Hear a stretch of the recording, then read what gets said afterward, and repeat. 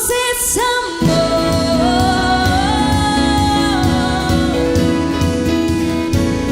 Dios es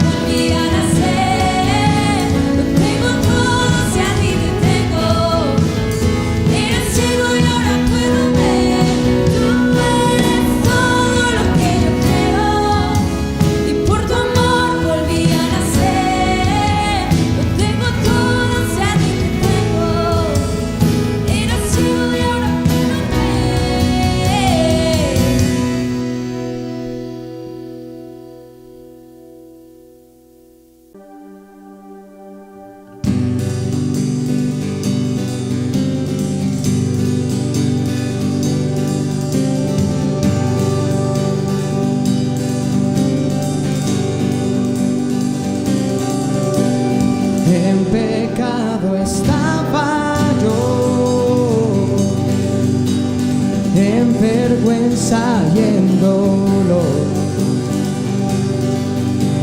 sin descanso en mi interior, no encontraba dirección. En sus hombros Él cargó toda culpa y temor. Obediente fue a la cruz y por mí murió Jesús, y por mí murió Jesús.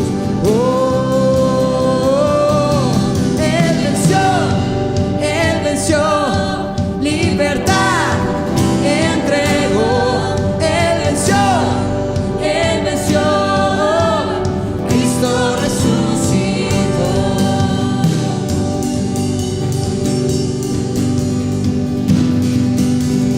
A la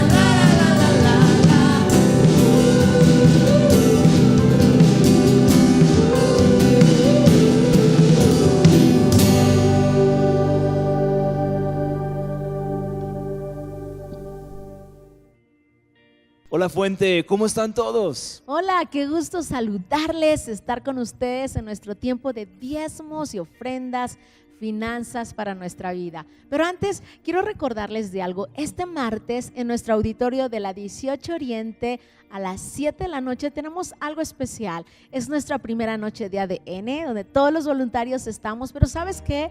También celebramos 28 años como iglesia. Ya cumplo 28 años. Ajá, en sus sueños, no, nuestra iglesia cumple y queremos que tú vengas, celebra con nosotros, que Dios ha sido muy bueno con nosotros. ¿Está bien? Te esperamos. ¿Van a dar pastel? Y mucho más, así es que tienes que venir. Bueno, entonces este martes nos veremos en la 18 Oriente a las 7 de la noche. Esta semana vamos a estudiar sobre el libro de Ruth y como ustedes saben, tenemos 52 semanas para estudiar 66 libros, pero no tan solo queremos estudiar el contenido de cada libro, también queremos saber cómo aplicar cada libro a nuestras finanzas. Ajá. Hay una historia hermosa en el libro de Ruth, se los voy a leer, está en el 2º capítulo, verso 2. Un día Ruth, la moabita, le dijo a Noemí: déjame ir a los campos de la cosecha a ver si alguien en su bondad me permite recoger las espigas de grano dejadas atrás. Hay algo que tú debes saber de esta historia.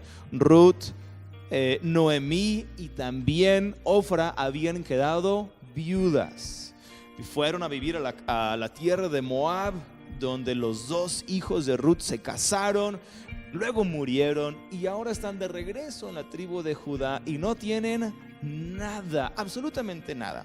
Y entonces Ruth decide salir a trabajar para ver si podía encontrar un poco de espigas dejados del grano. Noemí respondió: está bien, hija, puedes ir. Así que Ruth salió a recoger espigas atrás de los cosechadores. Pero algo maravilloso ocurrió unos versículos después. Alguien le echó el ojo. Algún hombre se fijó en ella. Cuando Ruth regresó a trabajar, Booz ordenó a sus trabajadores: déjenla recoger espigas aún entre las gavillas y no se lo impidan. Además, arranquen de los manojos algunas espigas de cebada y déjalas caer a propósito.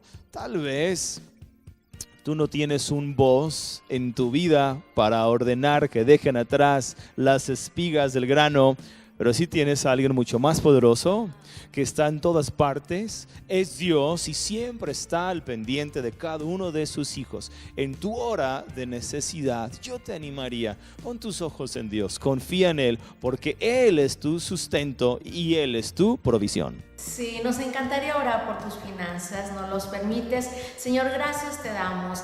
Gracias, Padre, porque a través del libro de Ruth vemos cómo aún ellas, siendo viudas, tú fuiste fiel en proveerles, el darles, Señor. Y Padre, nosotros somos tus hijos. Señor, aún cada persona que ha pasado momentos difíciles o está en momentos de abundancia, ha sido, Señor, porque tú nos has bendecido. Hoy queremos, Señor, de lo mucho que nos has dado en tiempos de abundancia, pero aún en tiempos de escasez, queremos, Señor, darte lo que es tuyo. Tenemos en nuestro corazón el corazón de darte lo que te pertenece a ti. Así que, Señor, ayúdanos a siempre tener esa convicción. Bendecimos las finanzas, bendecimos los negocios, bendecimos puertas abiertas, negocios, en el nombre de Cristo Jesús. Amén y amén. Les amamos, muchas gracias.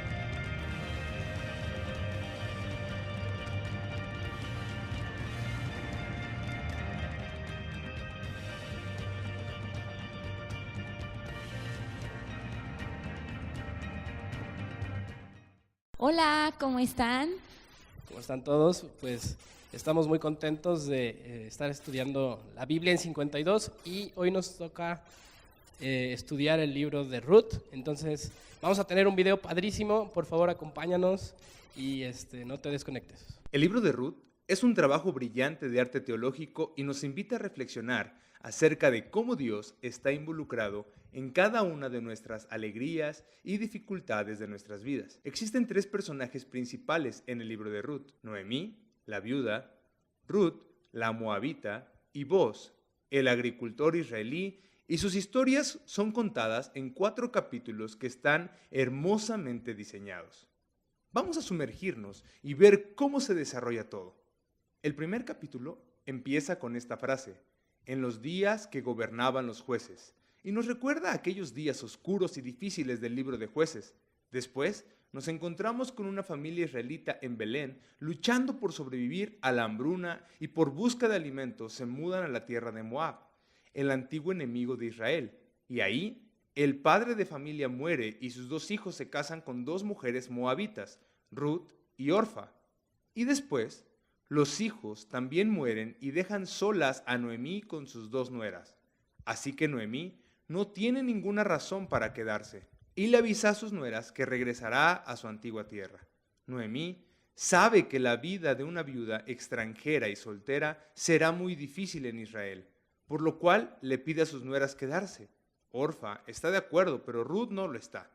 Ella muestra una inmensa lealtad a Noemí. Le dice: a donde quiera que tú vayas, yo iré. Tu pueblo será mi pueblo y tu Dios será mi Dios. Y así, las 2 regresan juntas a Israel. Y el capítulo concluye con Noemí cambiando su nombre a Mara, que significa amargo en hebreo. Y así lamenta su trágico destino. El capítulo 2 empieza con Noemí y Ruth hablando acerca de dónde van a encontrar comida y por casualidad es el comienzo de la cosecha de cebada. Por esta razón, Ruth sale en busca de comida y termina recogiendo los granos en el campo de un hombre llamado Boz, que por casualidad es pariente de Noemí.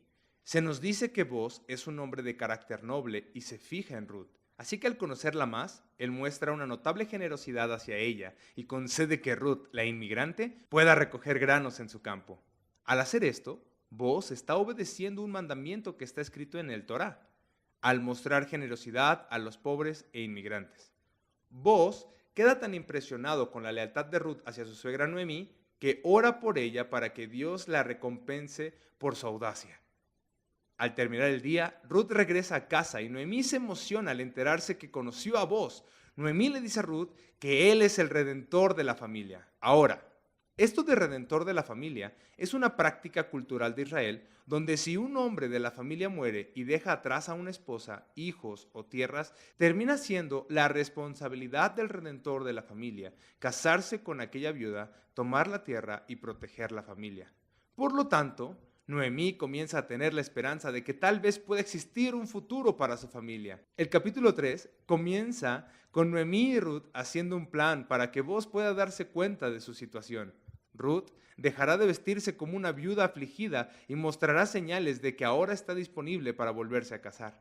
Y por esta razón Ruth se encuentra con Boz en la granja esa noche y mientras ella se acerca, Boz despierta totalmente sorprendido y Ruth deja claras sus intenciones y le pregunta a Boz si él redimirá a la familia y se casará con ella.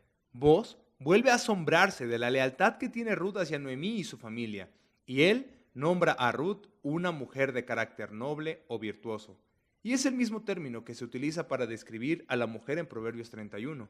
Así que Boz le pide a Ruth que espere hasta el siguiente día y él redimirá legalmente tanto a Ruth como a Noemí en frente de los ancianos de la ciudad.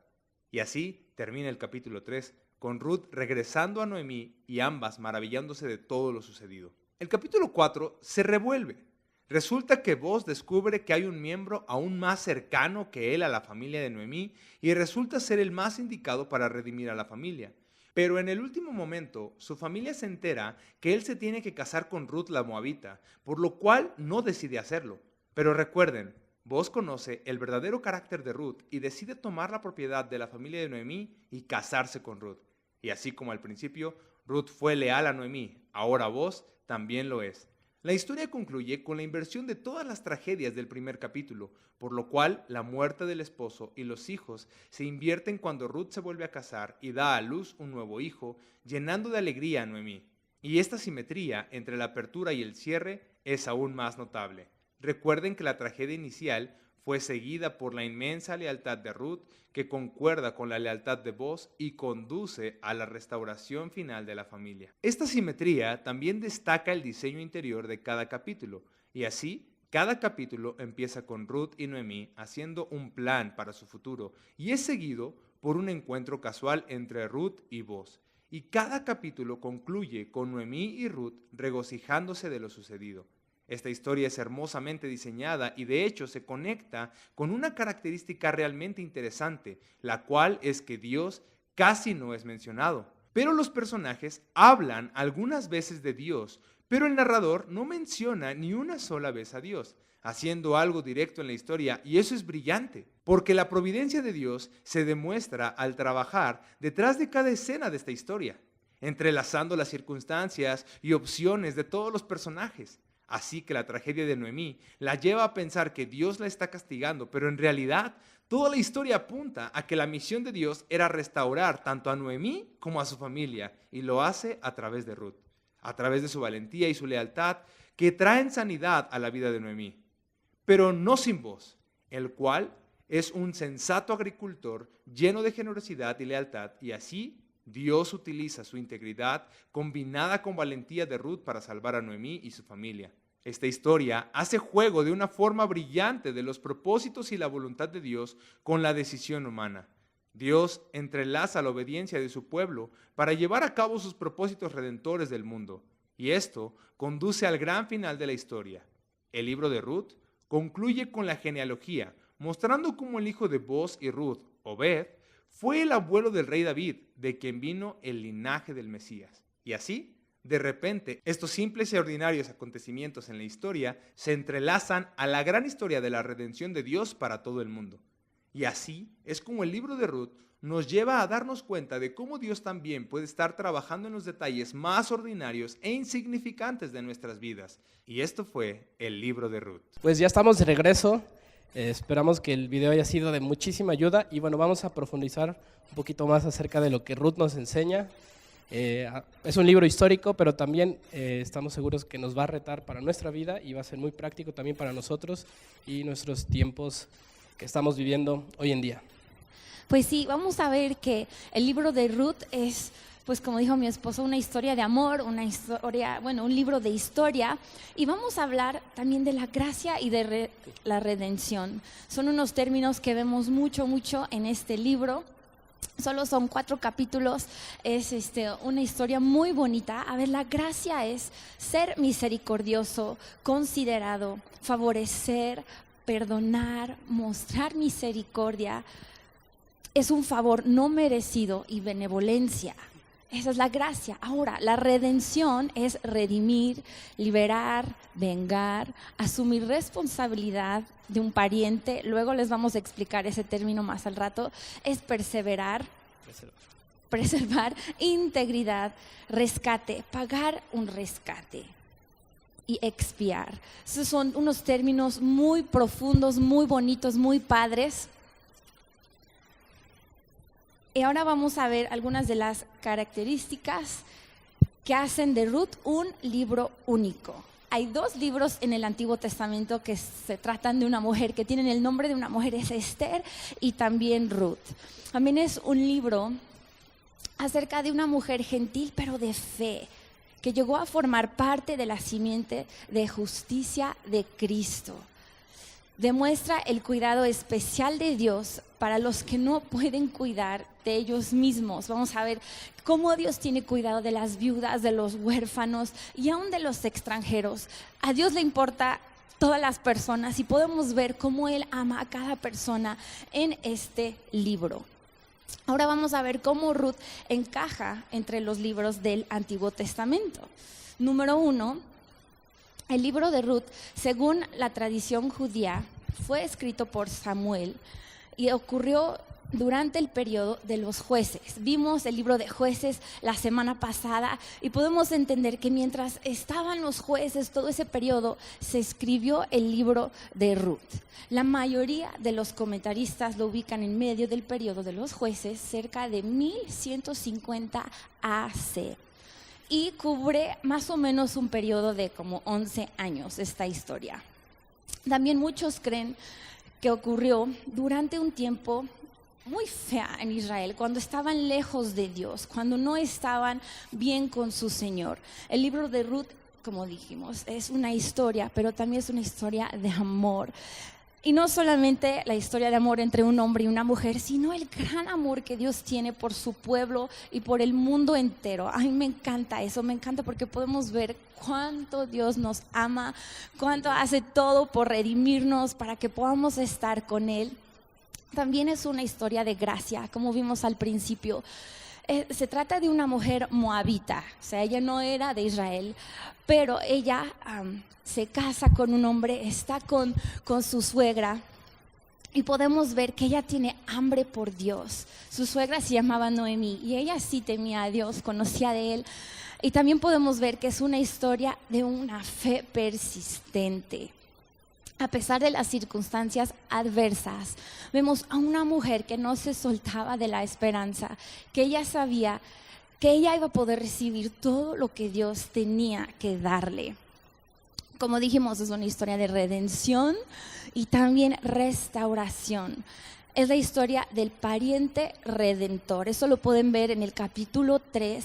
Había un hombre que se llamaba Boaz y él era ese pariente redentor. Ahora, en estos tiempos había un pariente, o sea, un familiar, que si a ti te pasaba algo, pasabas por un problema, una necesidad, tenías un familiar que te tenía que rescatar, te tenía que apoyar, ayudar de alguna forma, si fuera necesario. Más al rato lo vamos a ver más a detalle.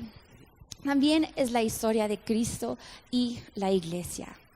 Como vimos, vos como el pariente redentor representa a Cristo y todo lo que Él ha hecho por hacernos su novia y un día su esposa. Ahora, hay unas personas principales en este libro. Hay 4 hombres y 3 mujeres. Los hombres son Elimelech, Malón, Quilión y Boaz. Y las mujeres son Noemí, Orfa y Ruth. Nos vamos a enfocar un poquito más en Ruth, en Boaz y también en Noemí. Ahora, si vemos el libro de Ruth como un bosquejo así rápido, podría ser número 1, que había hambre en Israel y dificultades en Moab. O sea, había tiempos difíciles y hambre tanto en Israel como en Moab. Luego Noemí y Ruth regresan a su tierra, regresan de donde había nacido Noemí y su familia.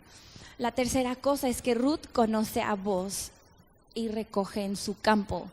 Ahora tenemos que entender que eran personas de campo y ella fue y pudo trabajar ahí con él un tiempo.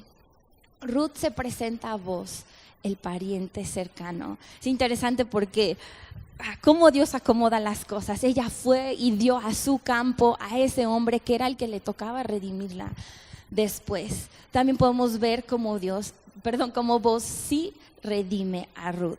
Luego Boaz y Ruth se casan y tienen hijos. Ese podría ser como el resumen de esta historia, como cualquier historia de amor tan padre. Pero bueno, vamos a ver a más detalle. Sí, pues como mi esposa decía, la gracia y la redención son palabras claves en este libro, en el libro de Ruth. De hecho, Ruth se conoce como el libro de la gracia y la redención, por lo cual la gracia y la redención la vamos a ver implícita en este libro y vamos a ver incluso cómo Cristo tiene una relación directa, cómo Cristo estaba en medio de la historia y en esos tiempos. Y te invito a que te puedas quedar hasta el final. Yo sé que Dios nos va a hablar y nos va a retar de una manera increíble.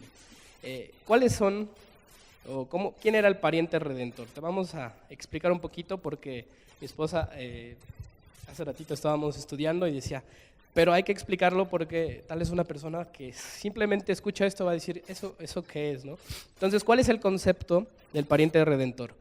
Tenemos que recordar que en el Antiguo Testamento las generaciones eran sumamente importantes para la posesión de la herencia en la tierra. Es por eso que Dios dio a Israel la ley del pariente redentor, para ayudar a asegurar que nada se perdiera para siempre, sin posibilidad de que pudiera ser recuperado. Entonces, punto número 1 de este concepto, la ley del pariente redentor, y esta incluía 3 cosas. La primera era la propiedad, para preservar la herencia del terreno dentro de la familia. El pariente cercano tenía la obligación de comprar la propiedad que había sido vendida por no pagar la hipoteca o porque esa familia o esa persona hubiera caído en pobreza. Entonces, A mí me llama la atención cómo hay tantos principios que están en la Biblia y que incluso tienen vigencia hasta el día de hoy. Esta parte de la ley del Redentor y otras leyes, como por ejemplo el año del jubileo, se inventaron aquí, ¿no? Y yo no sé si alguien que nos esté escuchando ya esté jubilado, pero esa idea empezó con Dios. Entonces Él piensa en todo. Y en este libro vamos a ver que Dios piensa en todo de tal forma que la gente no quedaba desprotegida. Entonces, el primer aspecto importante dentro de esta ley del redentor o del pariente redentor es la propiedad. La otra cosa es, o el inciso B, o 2, punto número 2, justicia. Y esta era en caso de que el familiar fuera asesinado. El pariente cercano, o redentor, tenía la responsabilidad de ser el vengador de la sangre y asegurar que se hiciera justicia a favor de su familiar muerto. Estas cosas son tremendas, son fuertes. En estos tiempos tal vez sería homicidio, que un pariente, lastiman a mi pariente o lo matan, entonces yo voy y por ser el pariente redentor o el más cercano voy y hago justicia. En estos tiempos no se podría, pero en esos tiempos era algo muy común, era una ley que Dios había dado a su pueblo. Recordemos que las leyes y los principios eran sumamente importantes para ellos y tenían que llevarse a cabo. Es por eso que un día Cristo tuvo que venir a este mundo para abrogar esa ley, cancelar esa ley, pero primero la tuvo que cumplir al 100%. Y vamos a también estudiar un poquito acerca de eso, de cómo es que Jesús cumple la ley y nos hace libres, nos rescata de esto. Entonces, esta ley era muy interesante y se tenía que cumplir así. Tal vez dices, es muy fuerte, vamos a entender por qué era tan fuerte. El otro aspecto importante dentro de la ley del pariente redentor era la descendencia, los descendientes. Esta tiene que ver que si un hombre moría sin hijos, el familiar varón más cercano tenía la responsabilidad de tomar a la esposa viuda, como esposa a la viuda, y engendrar un hijo para que su hermano tuviera un hijo con la viuda del difunto. Entonces no se quedaría sin herencia. Ahora vamos a ver unos requisitos que son importantes para este personaje o esta persona del pariente redentor.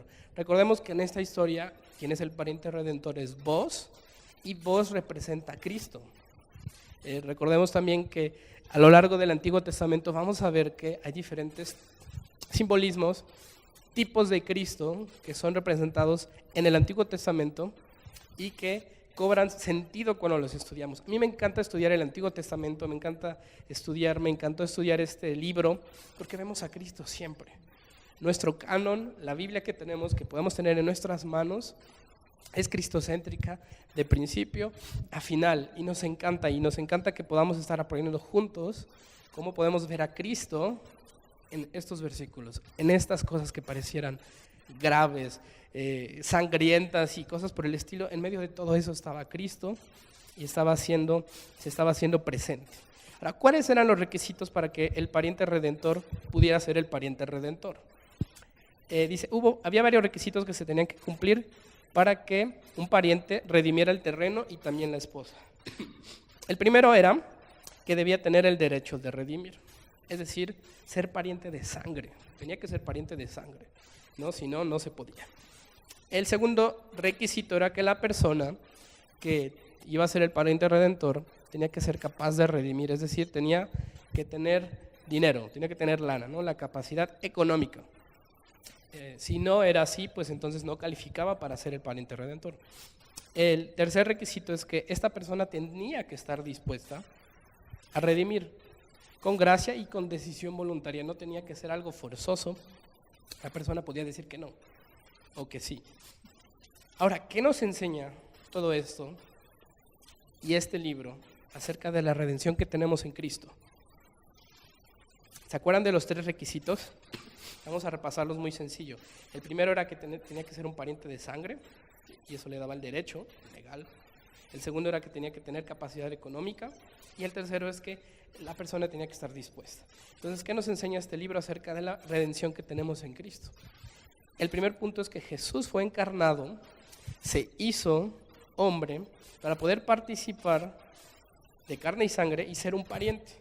Entonces vemos aquí la doble naturaleza de Cristo, 100% hombre y 100% Dios. Juan 1:1, Romanos 1:3, Filipenses 2, versículos del 5 al 8 Hebreos 2, 14 al 15 nos hablan de este punto. Pero yo quiero leerte en la genealogía de Jesús, en Mateo capítulo 1, versículo 5.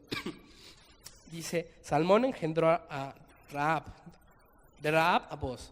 Boz engendró de Ruth a Obed, y Obed a Isaí. Isaí era el padre del rey David. Y aquí vemos algo padrísimo porque, haciéndole comercial a otros libros que ya hemos estudiado, dice que de Rahab, ¿quién era Rahab? Una prostituta. Y lo vimos en el libro de Josué. De Rahab, su esposo fue Salmón. Entonces Rahab, quien fue una ex prostituta, era la madre de Boz, el personaje del cual estamos hablando. Y Boz tuvieron hijos con Ruth cuando mi esposa Saito hablaba del final feliz. Yo creo que, tal vez me voy a salir un poquito del tema, pero cuando vimos el bosquejo de 6 puntos en los que pudiéramos resumir este libro, yo creo que en Cristo sí tenemos, y sí hay finales felices, ¿no? Por el contrario, vemos que en el libro de Jueces vemos una sarta de cosas y tonterías y malas decisiones, y las consecuencias de cuando un pueblo o una persona se aleja de Dios, y estábamos viendo eso, tan malo, tan sangriento, pero por otro lado, casi a la par, al final del libro de los Jueces de este periodo, se estaba escribiendo una historia, era la historia de Ruth, con Boz, y es una historia de amor. Ambos decidieron hacer las cosas bien, y entonces tuvieron un final feliz, que impactó a muchas generaciones, incluso son el linaje de Cristo, una prostituta, Rahab, y Ruth, 2 mujeres que no eran del pueblo, pero fueron injertadas a la bendición y al pueblo de Cristo, la familia de Cristo. Entonces, podemos ver aquí que Jesús se hizo hombre. Ese era el primer requisito.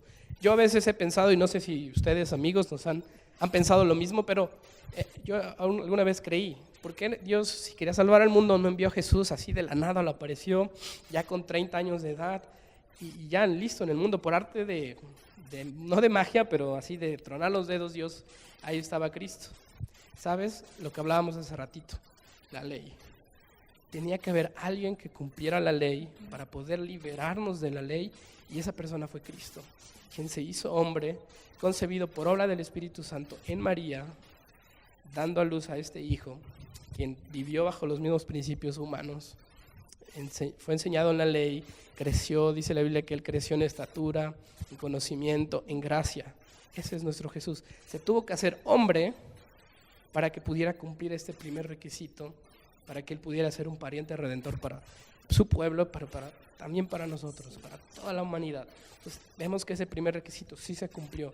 Jesús cumplió el requisito de ser nuestro pariente redentor. Recuerda que estamos estudiando lo que el libro de Ruth nos enseña acerca de la redención que tenemos en Cristo, porque Cristo está en cada capítulo de la Biblia, en cada versículo, en cada libro. Ok, ¿se acuerdan del segundo requisito? ¿Te acuerdas del segundo requisito, amor? ¿Cuál era? Era que tenía que tener... ¿Qué tenía que tener? Finanzas, que tenía que ser capaz de poder mantener o hacerse cargo de alguien, el pariente redentor. Entonces, ¿qué nos habla esto? Y si tú quieres buscar 1 de Pedro 1, 18 al 19, está padre. Y a mí me encanta también Hebreos 4, 15, que dice, porque no tenemos un sumo sacerdote que no pueda compadecerse de nuestras debilidades, sino que uno que fue tentado en todo según nuestra semejanza, pero sin pecado, Cristo. Entonces, ahorita estamos hablando de que Cristo entonces sí puede ser nuestro Redentor. No estamos hablando de que Él era capaz económicamente hablando, sino que Él era capaz de redimirnos de toda maldición, de todo pecado. A mí me encanta esta parte donde dice que fue tentado en todo, porque eso significa que entonces Él puede perdonarnos de todo, de cualquier pecado, no importa el pecado que hayas cometido.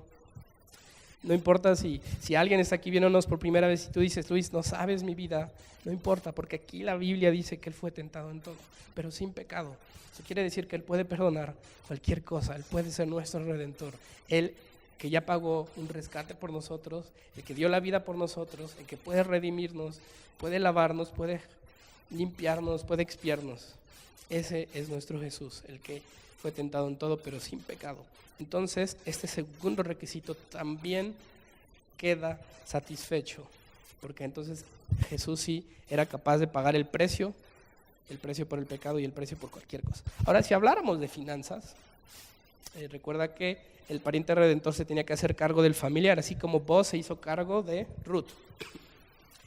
Ruth fue a recoger la cosecha en sus campos y después se conocieron y fue todo algo muy padre, una historia de amor. Se casaron y Ruth quedó asegurada, ¿no? Tenía una casa, tenía una familia, un hombre, una herencia, tierras, y tiene que ver con eso, ¿no? Tenía que ver con la parte de hacerse cargo de ella y de que no tuviera que pasar hambre o pobreza.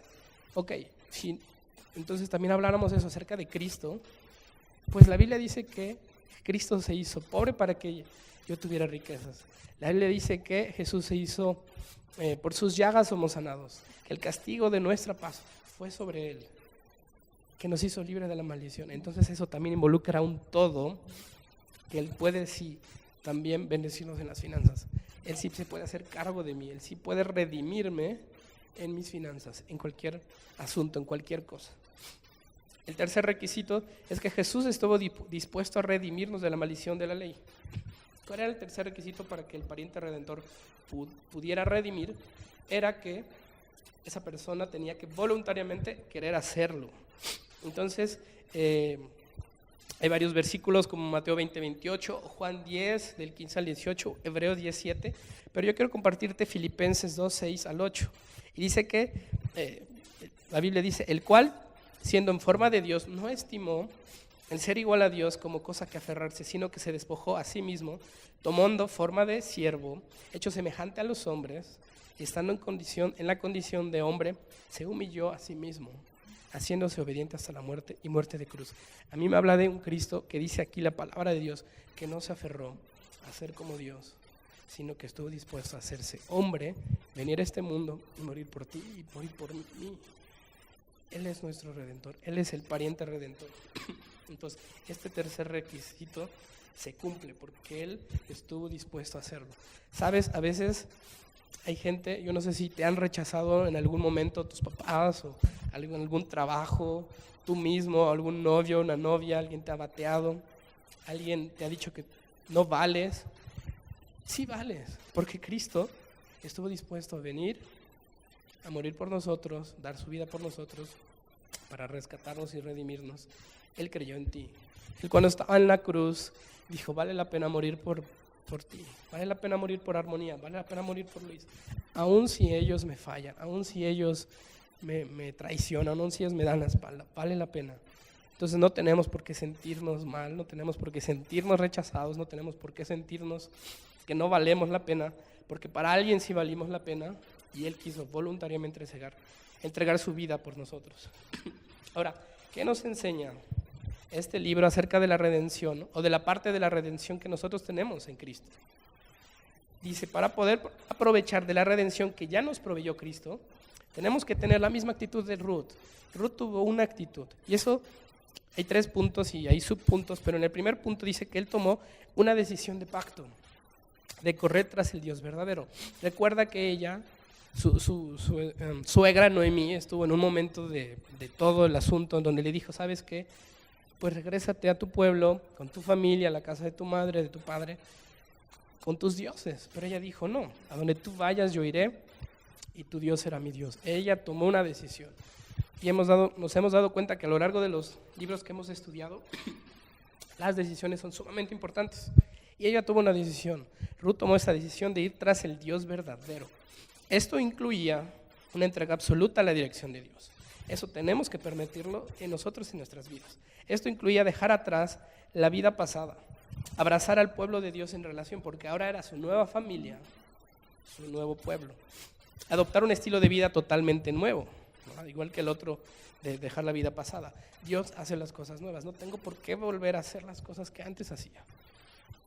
Dice, esto incluye un compromiso incondicional hasta la muerte. Recuerda, si vivimos por Cristo y si morimos, es ganancia. Punto 2. Decidió recoger únicamente o exclusivamente en el campo de su Redentor. Esto nos habla de que nosotros tenemos que estar con Dios. Simplemente, no hay otros dioses, no hay otras maneras. A veces, yo creo que a veces como seres humanos queremos hacer las cosas de nuestras fuerzas, a nuestra manera. Ruth decidió ir con su Redentor, donde ella sabía que de ese lugar o de esa persona iba a venir su fuente de bendición, su provisión. no le busques. Nuestra redención está en Cristo. Él puede hacerse cargo de nosotros. Y la tercera cosa que vemos en Ruth es que se entregó a la misericordia del pariente redentor y vino bajo sus alas de cobertura. Esto a mí me reta, porque ella se entregó a la misericordia del pariente redentor, a la misericordia de Boaz. Y Boaz es un tipo de Cristo en el libro de Ruth. Ahora, yo quiero que pensemos por un momento en esto. ¿Qué tal si yo no estoy recibiendo las bondades y las bendiciones, la gracia o la redención de Cristo, ¿no? Veíamos que gracia, mi esposa lo compartió, dice, es misericordia, ser considerado, perdonado, mostrar misericordia. Es un favor no merecido, es benevolencia. ¿Qué tal si yo no estoy disfrutando de estas cosas? Redención es redimir, liberar, vengar, asumir responsabilidad de pariente, preservar la integridad, un rescate, pagar rescate, propiciar o expiar. ¿Qué tal si tú y yo no hemos sido rescatados? ¿Qué tal si tú y yo no hemos sido liberados? Pero no porque no quiera Dios, sino porque yo no he querido, yo no he decidido soltar áreas en mi vida. Yo no he hecho como Ruth, que dejé la vida pasada, dejé los dioses antiguos o mis dioses anteriores y estoy viviendo en Cristo. Porque a veces no disfrutamos de estas cosas. Esta es una historia increíble, bonita, con un final feliz. ¿Por qué no hay un final feliz en mi vida? ¿Por qué no estoy yo viviendo eso? ¿Sabes? Hay algo que se llama el mal de Estocolmo. Y el mal de Estocolmo, hablando de un secuestro, es como cuando una persona que es secuestrada comienza a tener sentimientos favorables o positivos hacia su captor o sus captores.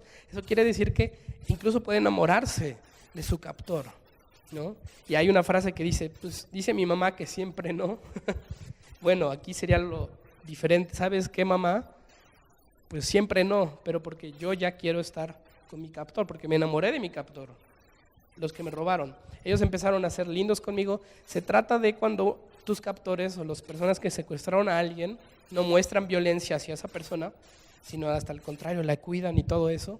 Entonces, esa persona secuestrada empieza a sentir amor, cariño o sentimientos positivos en contra de su captor. ¿Será que a veces, como cristianos o no cristianos, y tal vez tú estás por la primera vez, sentimos tanto amor por el mundo, sentimos tanto amor por un trabajo, por una relación, por unos negocios, por un pecado, por un área, sentimos tanto amor que ni siquiera quiero ser liberado, que ni siquiera quiero aceptar esa misericordia de mi pariente redentor, el cual es Cristo?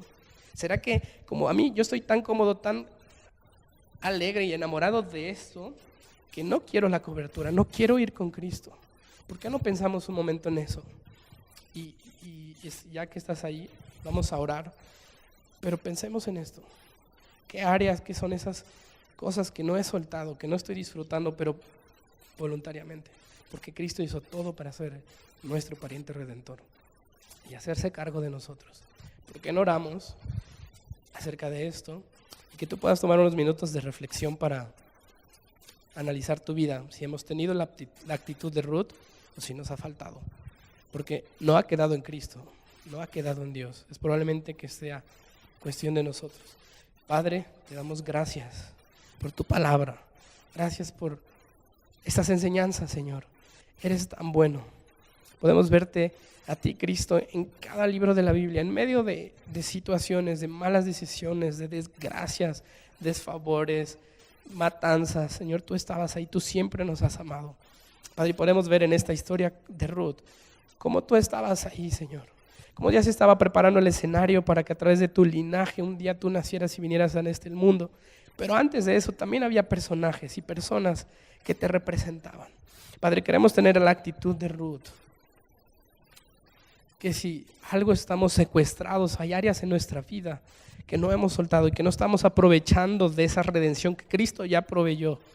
Estamos tal vez menospreciando la sangre, estamos pisoteando su sacrificio, al dudar o al no creer o al enfriarnos. Señor, perdónanos, y queremos venir así como Ruth vino al campo de Boaz y morar bajo sus alas de amor, de cobertura. Queremos que así, Señor, hoy decidimos venir a ti, Padre, para que tú seas quien nos cubre, para que seas tú nuestro redentor.